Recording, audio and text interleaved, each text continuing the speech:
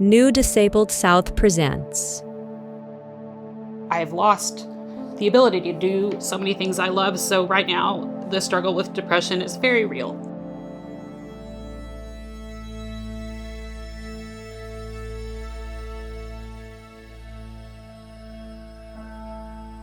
Said I don't wanna leave you lonely.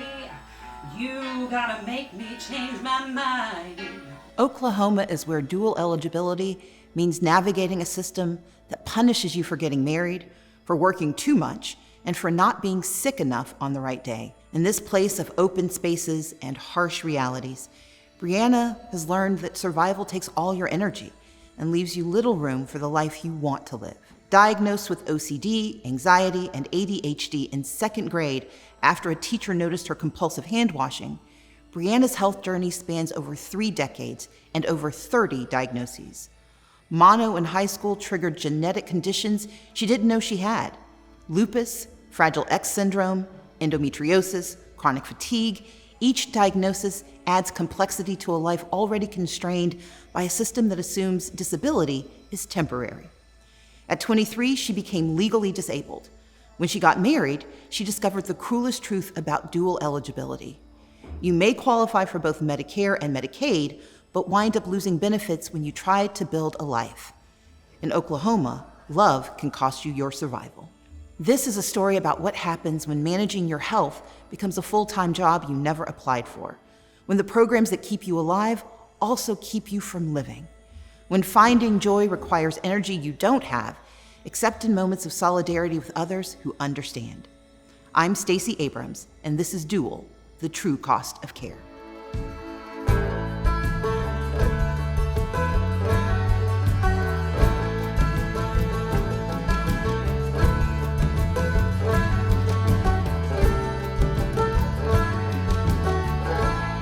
Dual, the true cost of care. It changed everything. Brianna's health journey began in second grade with what seemed like excessive hand washing. Her teacher noticed the compulsive behavior and alerted her mother. The diagnoses would multiply over the years. As a child, I developed a really bad phobia and started washing my hands a lot in the second grade because of this emetophobia of vomiting. I got a stomach bug and my brain just latched onto that as some sort of big trauma, which, is not. And my teacher told my mom, in the second grade, she's like, she's washing her hands till they're dry and cracked and bleeding. And they're like, yeah. So got into a doctor, found out I had really bad OCD and just anxiety and all this stuff, ADHD. And the turning point came in high school when Brianna contracted mononucleosis. In high school, I guess it was my senior year, 2006, I got mono from Epstein-Barr virus, and it changed everything.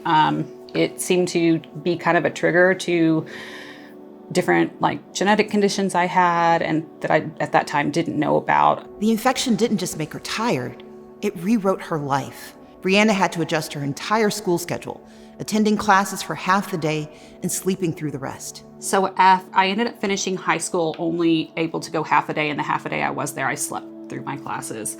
I was just really sick. What followed was a cascade of conditions: panic disorder, a pituitary tumor that caused cyclical Cushing's disease, chronic fatigue, butterfly rashes, and multiple autoimmune diagnoses. I was in pain all the time.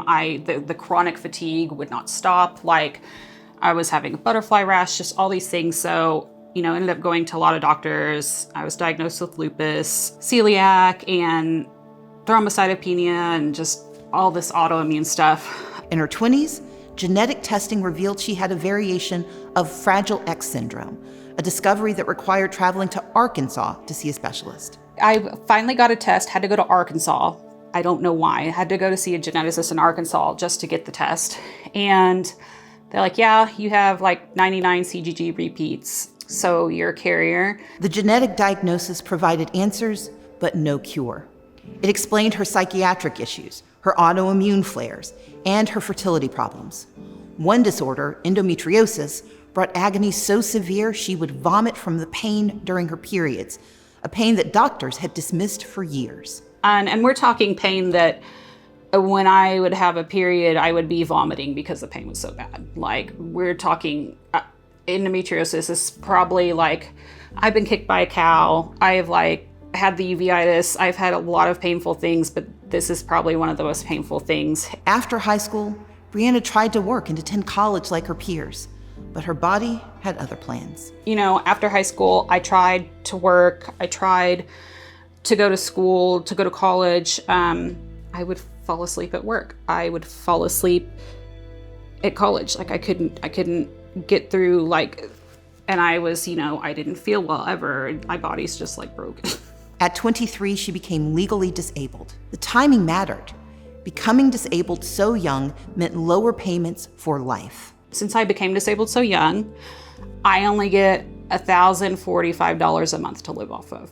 And they only give me $45 in food stamps. How I'm supposed to live on that, I don't know. You lose things that literally keep you alive. Brianna's health coverage through Humana works better than her previous United Healthcare plan. However, because she qualifies for both Medicare and Medicaid, navigating dual eligibility means constant uncertainty about what's covered. Some specialists refuse to take Medicare entirely. I have the Humana Medicare Advantage plan and have actually had fairly good luck with that. Previously, I had United Healthcare and it was awful.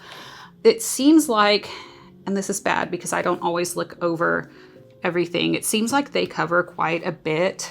So I'm actually not 100% certain which program covers what. I think the big problems I've had with Medicare and Medicaid is there's a lot of doctors, like especially like specialists who, like when I've seen like an infectious disease doctor or something, my endocrinologist, for instance, he's like literally one of the best at diagnosing Cushing's, but he, like the doctors, they don't want to mess with Medicare. I found out through my experience with my endocrinologist, like the reason I guess they didn't want us to submit the super bill was there was something in there.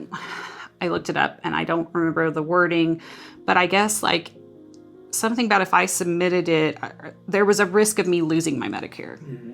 And so that's kind of awful because like I need this care. Brianna lives with her parents now, but when she tried independent living, the system showed its other cruelties. She found a condo that seemed perfect, 700 square feet near a YMCA where her Medicaid program would help cover gym membership. There were these really nice, like inside condos, like 700 square foot or something. I was really excited about how big they were. And I was like, there's a YMCA here, like, this is great. But while Brianna was at the Cleveland Clinic seeking specialized endometriosis care, someone threw asphalt through her kitchen window. When the landlord wouldn't fix it, squatters moved in. Anyway, we went to Cleveland Clinic and we came back and I was at my parents' a couple days, went back to the apartment and somebody had thrown like a piece of asphalt through my kitchen window. Contacted the landlord and was like, hey, we need to get this fixed, blah, blah, blah. Well, he didn't fix it. Then Brianna discovered one of the system's cruelest penalties, the marriage penalty that forces disabled people to choose between love and survival. She got married and learned that becoming a spouse could cost her the benefits that keep her alive. The marriage didn't last, but the financial devastation from losing benefits did. The debt from trying to survive without coverage while young and inexperienced with finances has lasted years. Brianna encounters the myths and hostility that surround disability benefits daily. In Oklahoma, a state that ranks 49th in education and healthcare, the misconceptions are particularly harsh. If you go to social media, especially in a red state like this, you will see all kinds of comments. The other day I had a lady basically saying that somebody was saying that I buy lobster and steak with my $45 food stamps and that I get my nails done all the time and all this stuff. I was like, where do you think $1,045 a month and $45 food stamps, where is this money coming from for nails and lobster and all these things? Like they don't, I will try and like explain to some of these people and explain like what we're at risk of like losing, like ILHEAP, and some of them literally, they just want to be ignorant. They don't care.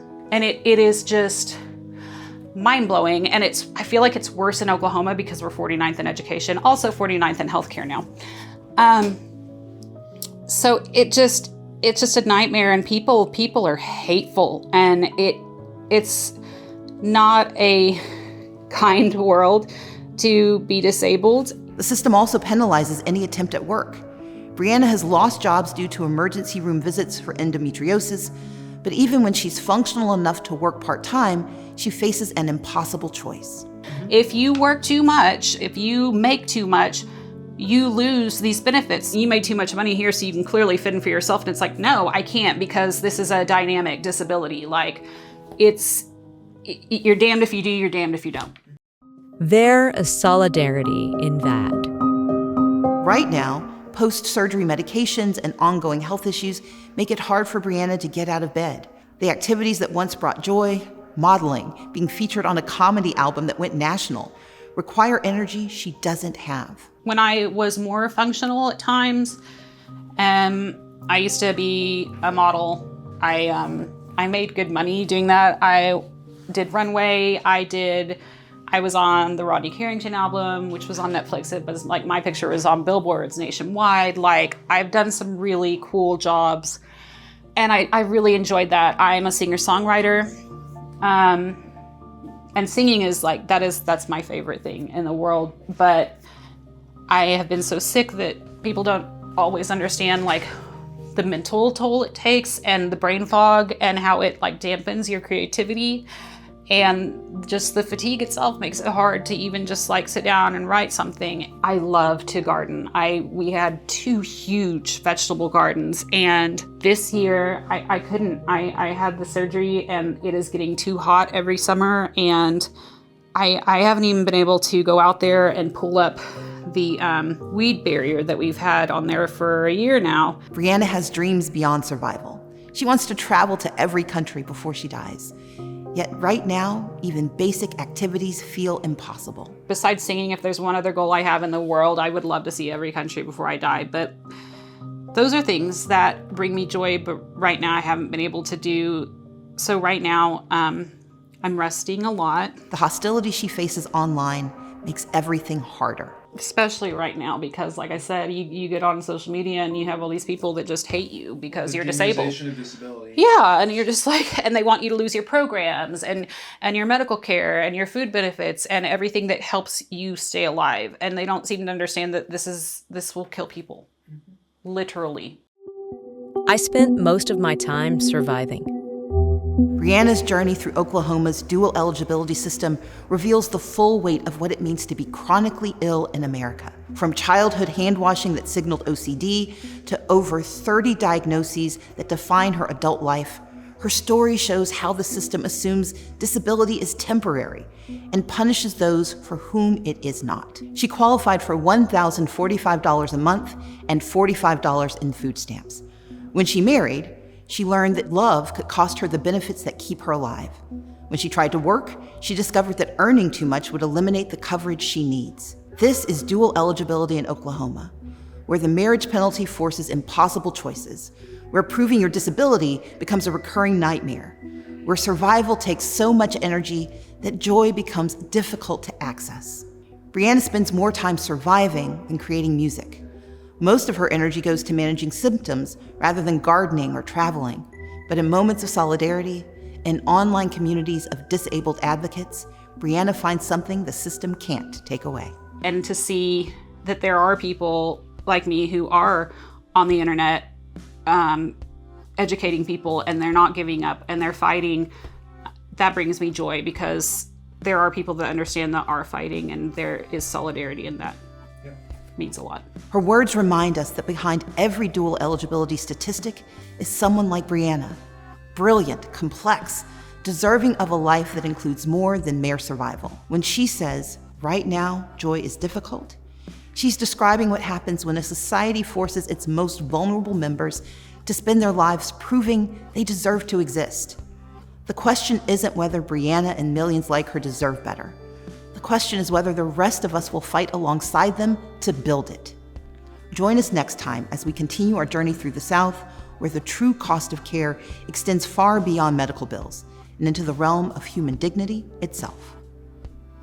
To learn more about Dual, the true cost of care, tell your dual eligibility story, or to get involved, visit dualcostofcare.com.